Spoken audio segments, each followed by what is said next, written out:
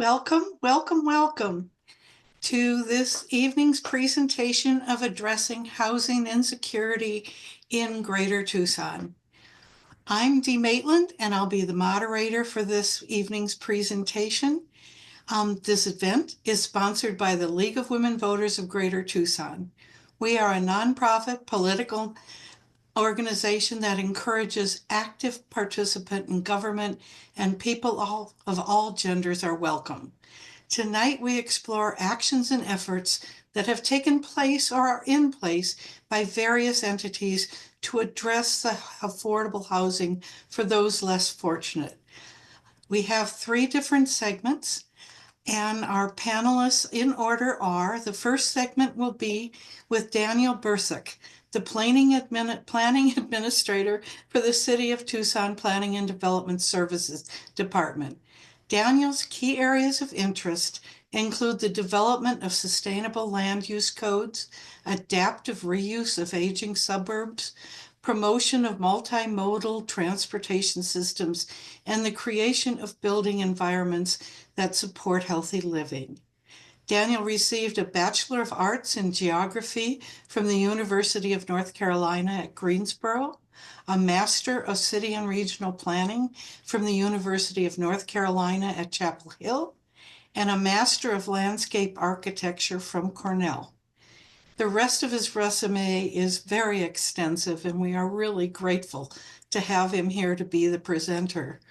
Also attending from the city is Carver Struve, who serves as the principal planner with Planning and Development Services. Mr. Struve specializes in urban development and policy implementation and supports multiple zoning and development code amendments. Sounds important, doesn't it? With over 20 years of experience, his experience spans community engagement, land use planning, hazard mitigation, and disaster recovery. Sounds like he's somebody the nation needs. He managed FEMA hazard mitigation programs, coordinated with NASA on disaster response, and provided technical leadership for various state and federal agencies. For the second segment, we have Jim Tofel. He's managing member of Tofel Dent Construction and has over 150 multifamily projects to his credit.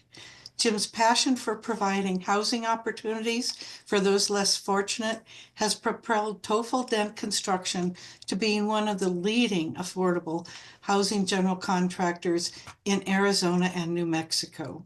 With Jim's leadership in large multifamily project categories, including high-density, market-rate, senior living, and mixed-use projects, Tofel Dent Construction is proud to have completed many successful projects in our town. The third segment will be with Sofia Blue, who's a affordable housing manager with Pima County's Community and Workforce Development Department, where her role is to increase affordable housing in the region.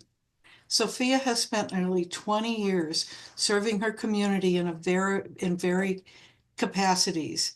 She's a housing division manager at the Pima County. She's a native of Tucson and longtime county employee serving in the public library system. Sofia, that's so close to my heart. And working for county elected officials before joining the affordable housing team. She is excited to share the work of the county has done to further increase access to the quality housing for low-income residents. The panelists will have 12-minute segments for their presentation, leaving about 20 minutes at the end of the program for all of the audience questions. Sudha Arman will be giving the panelists a 1-minute warning and then a stop sign, so I recommend they keep her in their screen. And our audience should place questions in the Q&A box at the bottom of their screen, and we'll get to as many as possible after we hear from our panelists. Okay, we're ready to begin with the gentleman from the city of Tucson. Mr. Bursuck and Mr. Struve, you have a total of 12 minutes. Thank you. Excellent. Thank you, Dee, and thank you everyone for allowing us to talk to you a little bit about some zoning reform that we're doing at the city of Tucson. want to just do a brief kind of overview of the community corridors tool, just so everyone knows. We are currently in the process of reviewing this with our planning commission and going around and doing lots of these presentations. So if you go to our website, there's a lot of information related to this, even beyond this kind of brief presentation, if you're interested in learning. So the community corridors tool really is pretty easy and pretty simple in its kind of what it's trying to do. And it's really a zoning reform, changes to our zoning code to make infill development, especially affordable housing, easier to build along our corridors. It's looking, not just at affordable housing, but also removing barriers to attainable housing, looking at, how do we make the development that we're seeing be more aligned with our policies, like transit oriented and pedestrian oriented, that support our climate action goals. And ultimately looking to update that zoning code to make it permit a full spectrum of housing types. So looking at not just the single family homes and the really big stuff, which is generally easier to do with our current code, but all the stuff in between. Duplexes, townhomes, triplexes, et cetera. And then, just in general, just simplifying the redevelopment of underutilized and vacant sites and using things like vacant parking lots for housing and for new development. So there's a lot of kind of backing from this. This has come from direction and multiple kind of avenues from our mayor and council. It started with a study session from recommendations on our commission on equitable housing and development to really look at regulatory barriers to affordable housing and how do we remove those from our zoning code. We had another one in April to talk about tools for redevelopment of underutilized sites. That's mainly looking at parking lots and the reason why we're just not seeing a lot of redevelopment along our commercial corridors. And then we had another study session that was on tiny homes and all things tiny homes, shelter care use, all the way to, just kind of small homes or homes on wheels. Brought all of that together, did a bunch of research, did some opportunity sites, really been working on this for almost 2 years at this point. One thing we did want to show is that, there's really two main things related to this. It's housing and it's also aligning the development practices to make sure that it meets our policy goals. First one related to housing, and I think we may hear this from Sofia as well, because I know this was a countywide study that we kind of jumped into, and the city, kind of looked at the city specifically. But we did a housing needs assessment that was for the city of Tucson that was like really intended to satisfy the requirements of a Senate Bill 1162. And it looked at kind of what housing need do we have and what will we have kind of moving forward in the future. And just kind of showing that need, as of today, 8,747 housing units are needed in Tucson just to address our current need. And that's homelessness and underproduction, about half and half, essentially. When you start to look further out in the future, we look and see, about over 35,000 housing units are needed in Tucson over the next 10 years when factoring in current need, underproduction, and future need. And when they went through and did this, they kind of looked at where we needed that housing as we move forward. And so, on the screen, it shows, really where we're looking. And 2/3 of that 35,000 units or more is really in the 0 to 30% area median income and 30% to 60% area median income. So that's really generally subsidized affordable housing. It's a lot of the stuff you see housing and community development do. A lot of the developments such as Jim does, like the low income housing tax credits. That's a lot of that there. But on the other side of the spectrum, you really see the other need is really in that 120% AMI and higher. And that's really what we see with market rate housing and up, even luxury housing. And over the next, 10 years, we need nearly 12,000 units to meet our need in that 120% high and higher. And what we're seeing right now is the result of not producing enough within that category. Because what ends up happening is if you don't have this, what we're seeing, as we grow as a population, is we see a lot of in-migration, especially from places that may have either more purchasing power or they may, come from other markets where housing was more expensive. If this housing isn't here, they go and they end up purchasing or renting more of the kind of naturally affordable housing or the existing housing that may not necessarily be exactly what they're looking for, but they'll go in and they'll kind of improve that and utilize that. and really using up that housing that normally would be attainable for the groups in the middle here. So it really shows the need for both, one, a tool or zoning reform that helps to kind of address both subsidized housing, but also to address, the market rate and up those kind of new housing that's coming in the market. So the other portion of that, just not just the need that we have, for housing and for housing in the city of Tucson, is also just the fact that our zoning code is primarily suburban and it is developed primarily really post World War II and is very auto-centric. We have lots of policy documents in the city of Tucson, our Plan Tucson, Move Tucson, Tucson Resilient Together, a lot of planning that's gone on in the last 10 plus years that really says that we should be doing infill development. We should be doing development that supports transit, that supports pedestrians, that kind of reduces the impact on the climate. And what we're getting is development that is reflective of planning back in the 60s and 70s. So when you look at all these plans, the type of development that's prioritized by those plans are things that has mixes of uses that don't have garages in the front, or they have wide sidewalks with trees or shade, public open space, things of that sort. But what we're seeing is that the development that's allowed by our code is generally autocentric, does not actually support the surrounding areas, and doesn't fit within the context of those places. So really, those are the two things: is starting to realign our zoning code with our policies, but also in the same sense, really fixing our code to allow for housing. So in our current code, we currently have tools that do allow for multifamily housing. We have an infill incentive district that's in our downtown area. We have our urban overlay districts like they have on Sunshine Mile on Broadway or Grant Road that have really helped to develop a lot of multifamily development, but also are transit oriented. What we've seen is that over 50% of our multifamily housing in the last 10 years has actually been developed within those areas. That is less than 5% of the city that we're seeing where all of that is going. The other 45% or so is kind of outside of that downtown area, which is these purple ones. Most of those are planned area developments, which are site-specific zoning that's created for those. So what this is really telling us is that our zoning code is broken. It's not developing the housing that we need. And in order to do so, you have to use one of these other kind of zoning tools to do so. And it's really showing us that we need to make changes to our code. We went through and did a pretty extensive analysis to understand what those zoning barriers are that's kind of keeping this from happening. It's leading to a lot of development of car washes and self-storage instead of housing. And the main ones that we see are parking requirements that are too high, that limit the ability to really develop on a lot. As you start to increase those parking lots requirements, it shrinks down the building that you can have. Height maximums, they don't meet the current standards. And we did a market analysis that you really need about 4 to 6 stories in order to do that. And most of our zones do not allow for 4 stories or more.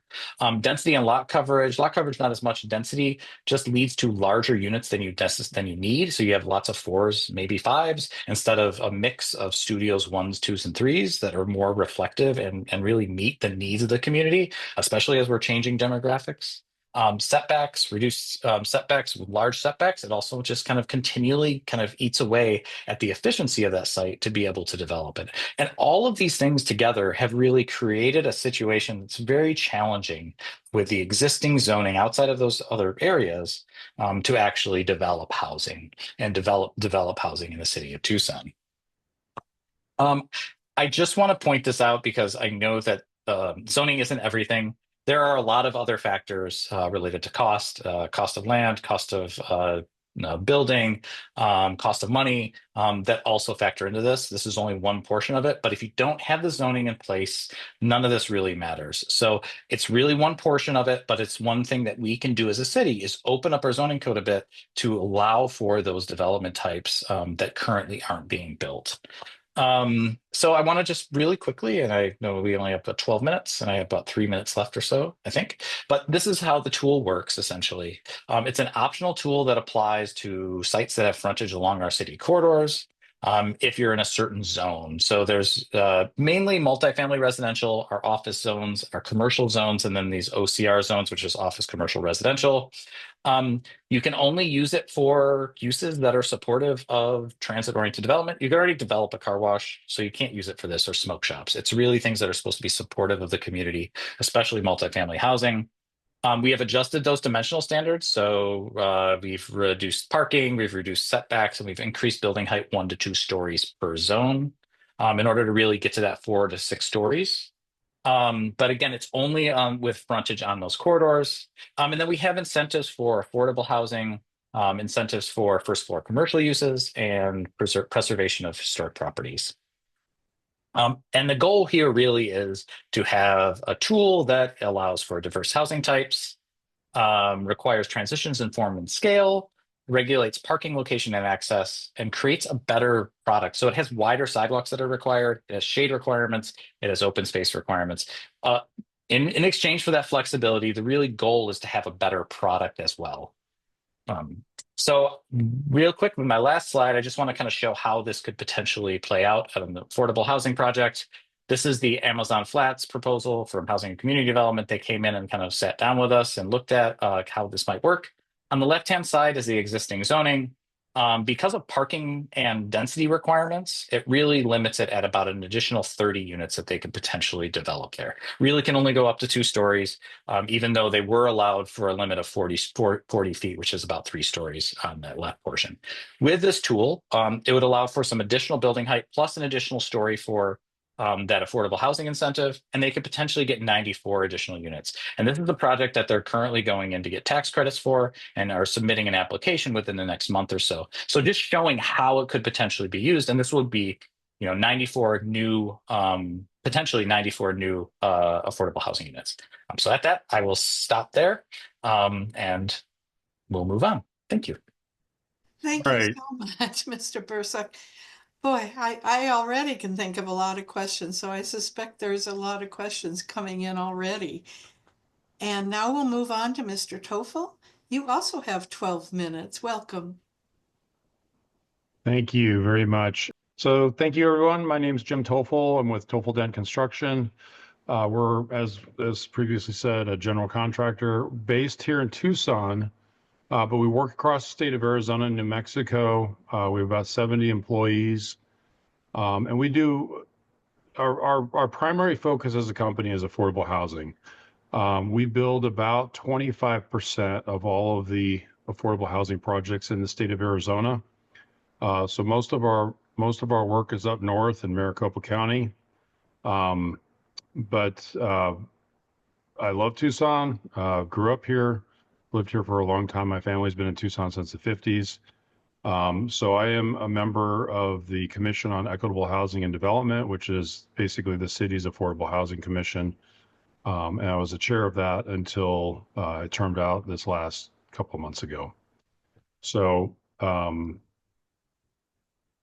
so just kind of a quick snapshot of the affordable housing industry in Arizona.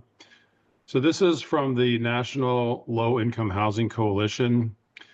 They do state by state studies, and right now in the state of Arizona, there are about 176,000 households that are extremely low income, and we have a shortage across the state of 133,000 rental homes. So as a state, we have not done very well. I think we rank 48 out of 50 in terms of meeting the need nationally. And you can kind of see the makeup of, so first of all, a couple of acronyms here. AMI means area median income. So area median income is classified by the number of people in a household. So if you have a household of 4, you've got this, there's one median income. If there's just a couple, it's different. If it's your single person, it's different. So if you're housing cost burdened, what that means is that you're paying more than 35% of your gross monthly income on housing and utilities. So, there's a lot of people right now who are paying upwards of 50% of their monthly income towards rent. So when you look at Tucson, Tucson currently has a deficit of affordable housing units at or below the 50% AMI of 29,703 units. Our current supply of affordable housing units is just over 12,000 units. So we currently have about 1,192 units in the development pipeline, which are projects which are under construction or that are funded and about to begin construction. And that's part of that 12,000. So as a city, we've set a goal to get to 15,000 units by the year 2030, which is it's a stretch goal. And it means that the city is going to have to make a significant investment in affordable housing. So I want to talk a little bit about the low-income housing tax credit program. This is probably the most successful affordable housing program that's ever been developed. It creates probably 90% of all of the affordable housing units in our state. So basically, it was set up during the '86 tax reform under Ronald Reagan. And every state gets an allocation of tax credits based on the census. And then each state is responsible for determining how they're going to allocate out those tax credits to developers to develop housing. And as a program, it's developed over 3 million homes nationally. And you guys can see the statistics. There's been a lot of jobs created. There's been a lot of tax revenue generated. So it's a tax credit. And one of the things that's neat about this program is the tax revenues generated exceed the tax credits given. So it's a tax credit that's paid out over 10 years.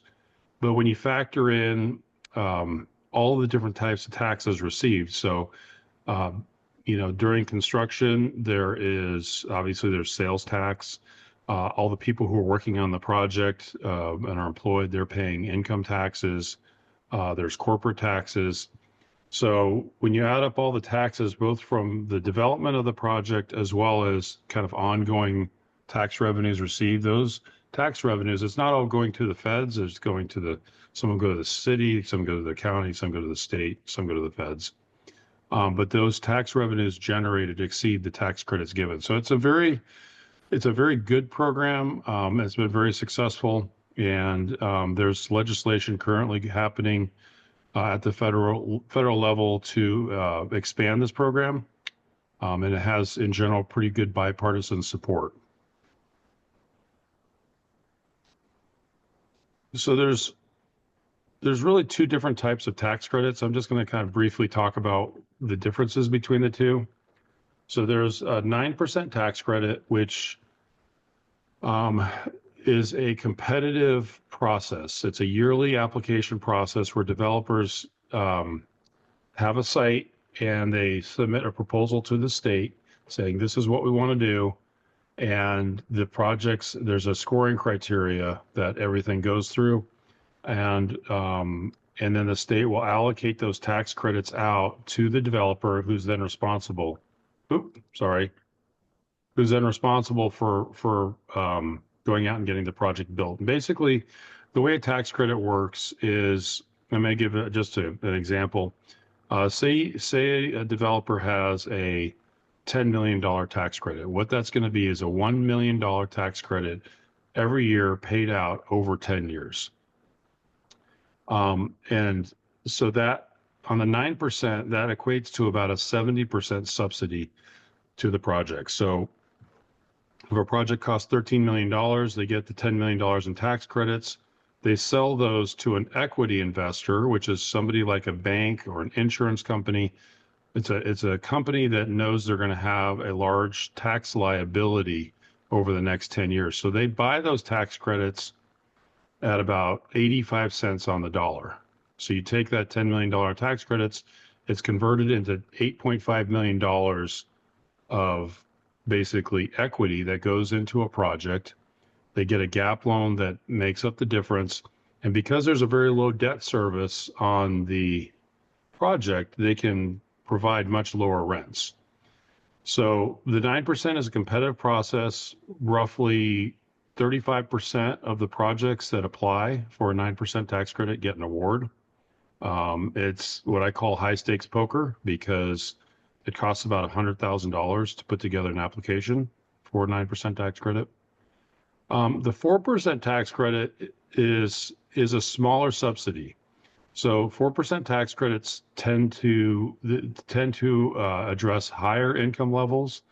They tend to be larger projects. Historically, it's been on a first come, first served basis, although that program is also currently oversubscribed. So the 9% typically is supporting people at the 40% AMI area, 50% AMI. They're typically smaller projects, maybe 40 to 80 apartments. The 4% tax credit projects tend to be larger. They tend to be like 200 unit projects, and they're going after the 80% AMI area. So they're the two different types of tax credits, but they both basically work the same way, where you have an equity investor who's buying a tax credit that then goes into providing equity and keeping the debt service down. Huh. I need to pay more attention to the slideshow. So I think those are all the talking points I just went through. So some of the challenges we have right now, and specifically to Tucson, is Tucson. Tucson, it's been tough to get our fair share of affordable housing down here. So when I joined the commission, the Housing Commission, my goal was to make Tucson do a better job competing for those affordable housing dollars. And if you looked at the allocation of tax credits, which came down to Tucson between about 2017 and 2022, we received about 9% of the total tax credits. Tucson has about 14% of the state's population. So we were not getting our fair share. The city has made a lot of changes. They've made investments into tax credits. So for the last 2 years, we've gotten much, much more. So we're actually receiving about 30% of the state's tax credits for 2023 and 2024. So some of the changes that have been made at the city level are having a big impact. We're doing a better job competing with Phoenix and Maricopa County. And we have to do that because it's tougher to build here than in Phoenix. Our AMIs, our area median incomes, are about 20% below Maricopa County. So for a family of 4, the AMI up in Maricopa County is roughly $60,000. In Tucson, it's roughly $50,000. And what compounds that is it costs more to build here than it does in Phoenix. So the subcontractor market in Phoenix is more robust than in Tucson, and a lot of times the Phoenix subcontractors will come down and do it in Tucson less than the Tucson guys. So the other, I think, big challenge that we're having right now is we are seeing the fund shrink for affordable housing. And that's happening for a number of reasons. A lot of the money that was put out during COVID, the ARPA funds and things like that have dried up. And that was a big source of funding. That's part of the reason we're getting as many units built right now as we are. The state is having a budget crisis. I'm sure all of you have heard the city of Tucson is having its own set of budget issues. And so affordable housing is one of those things that is getting looked at pretty closely. I read this morning that HUD is going to be laying off 4,000 people. And we don't know exactly what that's going to do to the affordable housing market, but they're saying it's going to have an impact as well on both existing programs and new programs. So, and as Daniel talked about, the zoning code has been restrictive. The corridor overlay that's currently being developed by the city of Tucson, I think, is going to really help address that challenge. So That's it in a nutshell. Thank you. Thank you, Mr. Tofel. Ms. Blue, what are you adding to all of these questions that we have? I'm Sofia Blue from Pima County's Department of Community and Workforce Development. We have a lot of things we do under our umbrella. It's actually kind of insane. We were workforce, so we have the one-stops, and then we merged with housing and community and neighborhood conservation. And so now we're the umbrella of community and workforce development. And I just wanted to share with y'all just some things that we are doing in the affordable housing space in Pima County. So what I'm going to go ahead and talk about a little tiny bit about each one of these. We have a regional affordable housing commission, much like the city's Commission on Equitable Housing and Development. I think that's what it's called. And we have a general fund allocation. So my housing commission comments are going to feed into that towards affordable housing. So that's local funds from the county. We also have a housing needs assessment, and we have direct services that help keep people housed. So just a little bit about the Pima County Regional Affordable Housing Commission. This was a commission that has folks appointed to it by the Board of Supervisors, and then it has people represented from the different other jurisdictions, so City of Tucson, Marana, Oro Valley, Sahuarita, and others. The Affordable Housing Commission meets every third Friday at 8:30 a.m. and welcome anybody to be there. It's a public open meeting. We usually have it at the Keno One Stop Center, but we also have an online option for folks that want to come in. There's a call to the audience and everything. And there's a website. I'm going to have somebody drop a bunch of websites in the chat at some point, hopefully. So you can follow along with that. So the first thing that came out of our Regional Affordable Housing Commission was a recommendation for that $5 million that the board allocated from the general fund to use that $5 million towards gap funding for affordable housing. So for affordable housing development and preservation, and these are for projects that just need a little bit of help getting their project over the finish line. It's been really successful because for the past 3 years, the Board of Supervisors allocated the $5 million for each year. And I think so far, and this number is higher now, but in those first 2 years, we had leveraged that for over 1,000 units of affordable housing.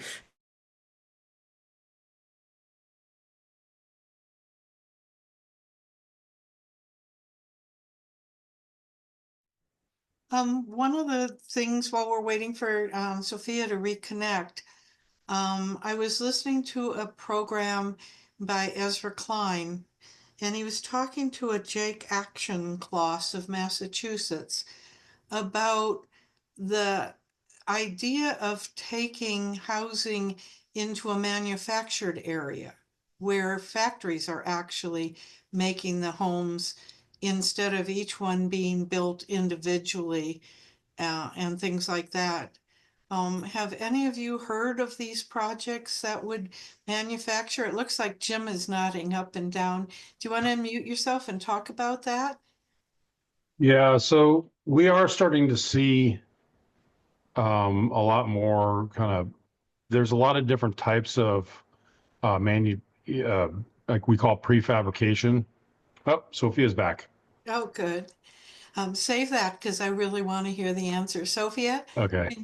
can you go on now? I did want to share, before I get too far into the weeds about all of the commission stuff, I did want to share a little bit about our direct services that we have to help folks to stay in their homes and also just be more stable financially, just kind of help with that crisis. We have a case management approach there where we help households to essential financial assistance. And then we have eviction prevention services, emergency rental deposits, and we helped 5,200 unique households through this Community Action Agency division, which is part of our department last year. Let me get to there. And as you can see, that offers a lot of people a lot of stability, and goes a long ways, because if something breaks in your house and you can't, the next one is exciting to talk about. This is something I feel we do really well. It's our emergency eviction legal services, also called EELS. So for our calendar year 2024, we helped 482 households with legal services, and 159 of those received the full representation in their eviction cases. So we had a 50% success rate for tenants receiving full representation. And then this one's interesting. We had a 18% reduction in filings in Pima County Justice Court from 23 to 24. And by comparison, Maricopa County had a 19-year record high in eviction filings. So we're not saying that EELS is why, but we think that our post-pandemic eviction picture looks better here because of EELS. And as of July 15th, or from July 15th, we had obligated rental assistance on behalf of 573 households. And during fiscal quarter one, so October to December 2024, we served 231 individuals, including 116 children, with 94% exits to positive housing destinations. And that's from our city-county partnership at the Craycroft non-congregate shelter. It's the old Knights Inn that has been adopted to be a shelter, emergency shelter. 94% is a bit higher than the historical average of 80% of participants moving to positive housing outcomes. And 80% of our clients reside in the city of Tucson. Next thing we have is our home repair program. The city of Tucson has their own. So these folks that we help are in unincorporated areas of Pima County. We serve about 250 homes annually. And we have kind of themes: weatherization, Department of Energy funds, roof repair replacement, which our folks are mostly doing replacements, HVAC, and septic repair and replacement. And we do partner with nonprofits to provide, to expand capacity because they can work faster than we can. And we also partner with other agencies within the county. So we have the funding at this point comes from the U.S. Housing and Urban Development, CDBG, the Department of Energy, Department of Agriculture, TEP, Southwest Gas, and TRICO. We were really excited at the end of last year, beginning of this year, because we had received the PRICE grant, which is the Preservation and Reinvestment Initiative for Community Enhancement Funds. We were awarded that with the city, and that was going to really help with our mobile home repair and replacements. We don't know, that's up in the air now. We also got the Pathways to Removing Obstacles to Housing grant with the city. I don't know what's going to happen with that, so I don't get too far into it, but we're hoping to be able to get some of this work done with our local resources and funds that we have. Our housing work group that was created out of our commission is looking at underlying zoning, building code, and other things that might be barriers to developers and builders to building more affordable housing. I did want to leave everyone, I know we're running out of time, so I just wanted to leave everyone with this information on how to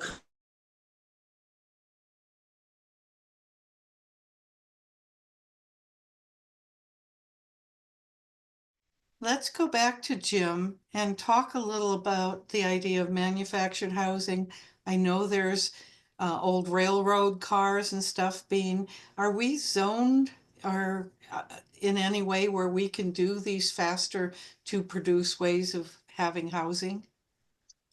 So we do a lot of factory fabrication currently on our projects. Typically, we will panelize walls and things like that, and we bring out the walls fully framed. There's a lot of stuff that happens to try to speed up the construction on a project. In terms of, I think what you're thinking of, where you basically fully develop units in a factory and then bring them out. I think it works for single family detached really well, and there's still a lot of that's being done. Once you start thinking about multifamily, it gets a little bit more complicated. The codes are different. There's a lot of commercial codes that have to be met, including fire ratings between units. You want to have there's a fire in one unit. It's got to take so long to get over to the other unit. You've got fire sprinkler systems. You've got electrical, water, all that stuff needs to be connected. And the codes, the work is being done in one jurisdiction usually, but then it has to meet code in a different jurisdiction. So some of the inspections I think will be a little bit more challenging.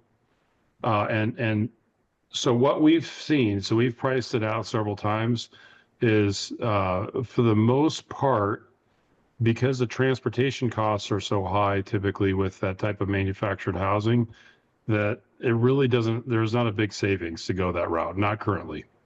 I think in higher cost areas like New York, San Francisco, where it's more expensive to build, I think they're seeing a lot more of it there. But for the most part, it's still relatively, nationally speaking, inexpensive to build here. Very good. Lynn, I see we've got questions in the Q&A. Are you ready to ask the questions? Lynn, you need to unmute yourself.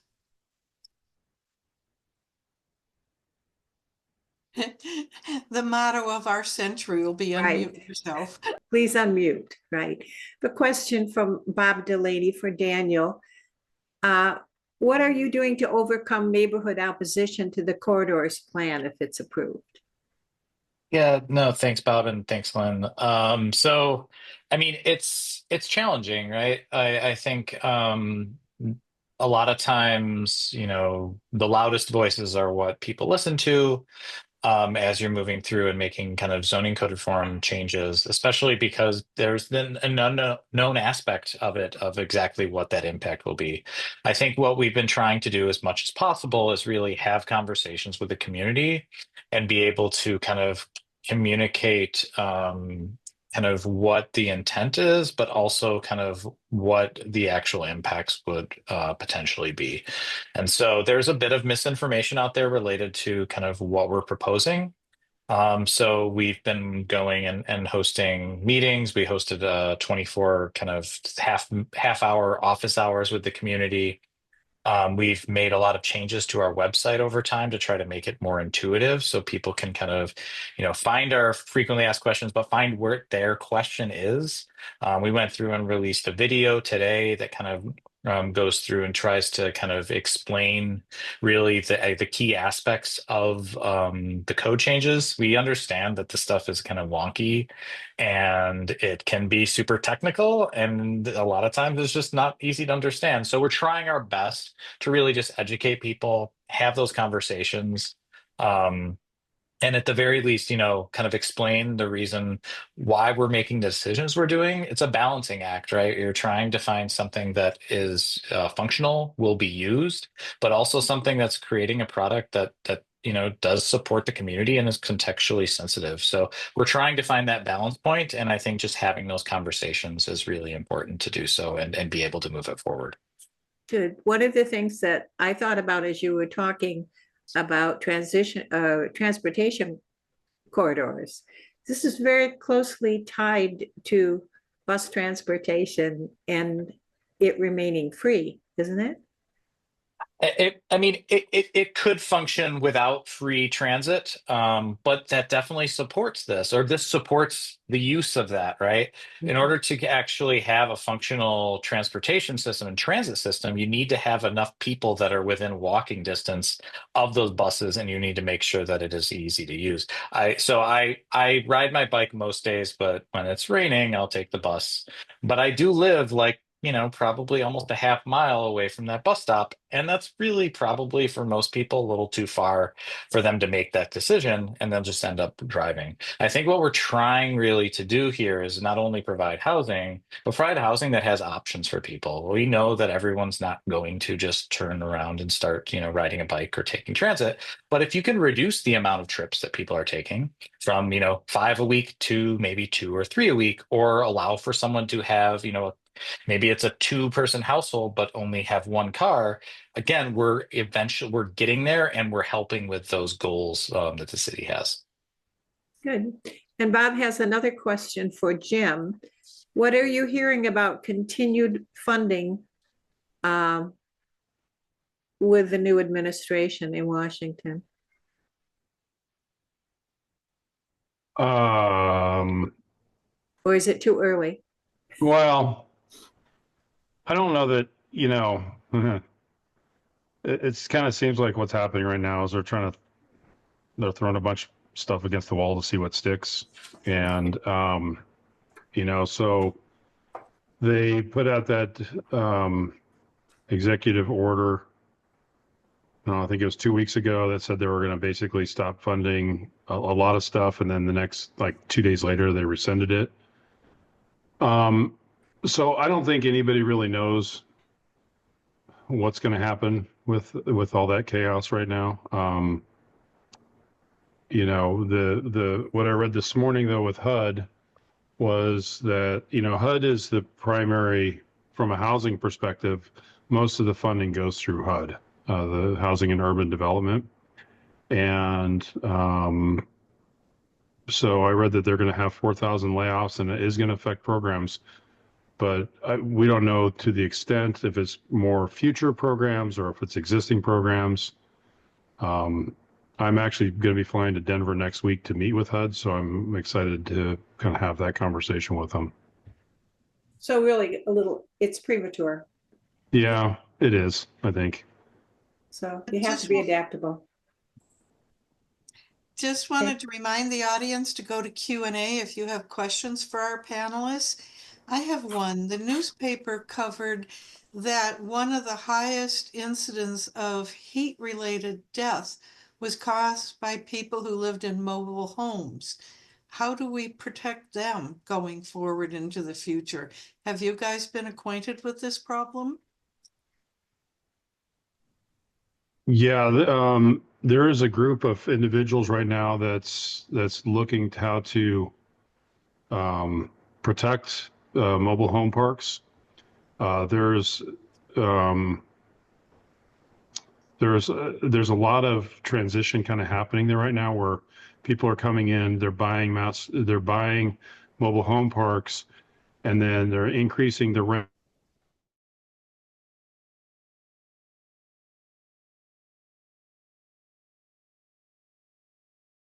Sophia, did you hear the question while Jim is frozen? It was about the number of deaths that are happening. Yes, I did actually. And I mean, I think that's one of the reasons that we want to convene, I think the group that that Jim was talking about. Actually, we've been talking about that, and so it's going to be a lot of different stakeholders. We do get a lot of folks speaking to a lot of different issues in mobile home parks at our commission meetings, and like I said, we got that price grant, and that was going to be a lot of what we're going to be doing for our residents in mobile home parks. But that weatherization is really important, and any of those other repairs like the HVAC replacements. Yeah, so we're definitely looking at that very closely. Yeah,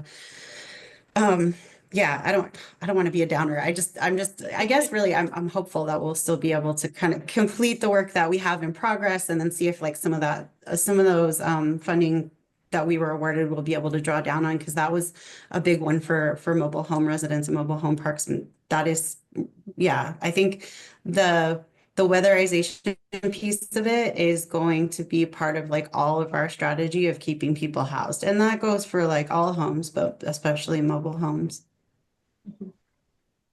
It I does. was really glad to hear you talk about things that you're doing to help keep keep people in their homes. Because I'm sure there's some data point out there of a cost benefit ratio, that, you build these units or you recondition units, and then do they stay in there? How long do they stay in there? Is it a revolving door? Then one might say, are we wasting money? And so it's good that you have those kinds of supports. Absolutely. Yeah. Well, it does sound like laws are an issue too, because when you have an enormous housing crisis, of course, landlords in a capitalist society are going to raise the rents and going to raise the rents for mobile home parks and stuff like that. And yet in doing so, they exacerbate the problem. And I know, having a sister-in-law who lived in New York City and rent controlled, a block and a half from Central Park, in a large one-bedroom, she was still paying just $1,600 a month in a building where her unit, as soon as she passed, was going to go for $8,000 a month. So this is complicated in a capitalist society, and you wonder what kind of laws can be put in place to do both goals: keep people housed and keep capitalists happy. I'm wondering what you mentioned some groups that you've been partnering with. Are there some other groups that you think might be valuable partners that aren't partners at this point? Well, we haven't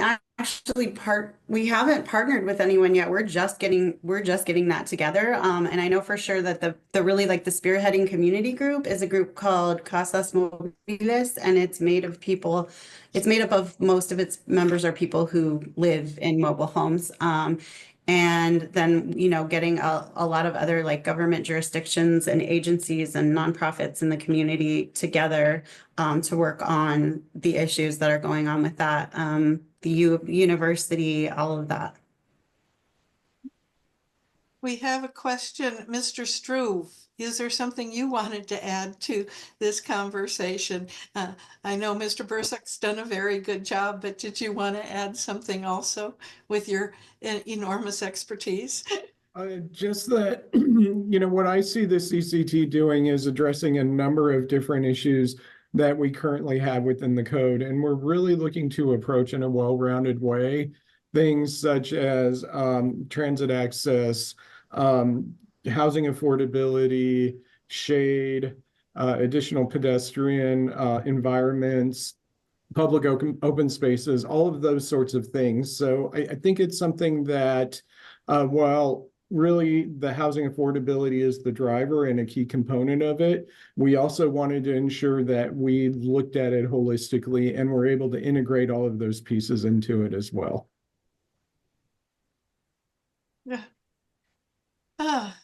Any more questions, Lynn, from the audience? I don't see any more. Okay. I have But I'm glad to hear about a